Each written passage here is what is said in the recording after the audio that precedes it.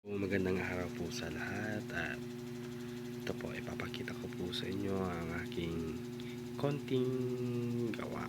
Ito po kasi medyo may kahalan po yung vape kaya gumawa po ako ng modified homemade vape lang po. Ito. So wala po kasi wala po akong chargeable na battery, so yung ginamit ko is charger ng phone. Ito po, simple charger lang po ito ng phone. So ito yung ginawa ko. Tapos nilinya ko siya, nilagyan ko siya ng button, firing button. So papunta dito sa ating atomizer. Yung ginamit ko pong atomizer is receptacle po siya ng ilaw. Yung nilalagyan ng ilaw, yung movable lang siya. Ito, movable na lalagyan ng ilaw. Baka makikita po natin yan. Yan po ang ginamit kong lalagyan ng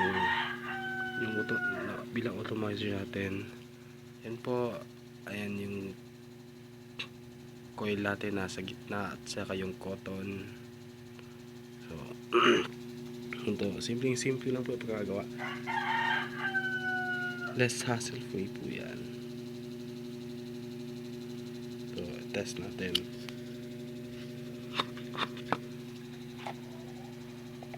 Subukan po natin. Test natin siya. Kung medyo matatagalan tayo kung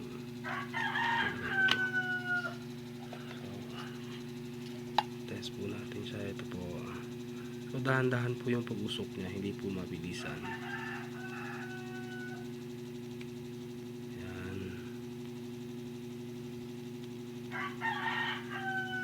So subukan po natin siyang gamitin.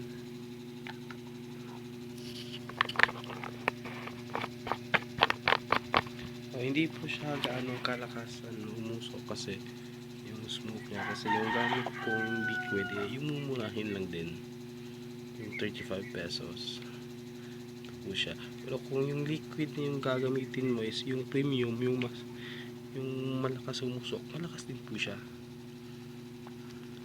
Test natin.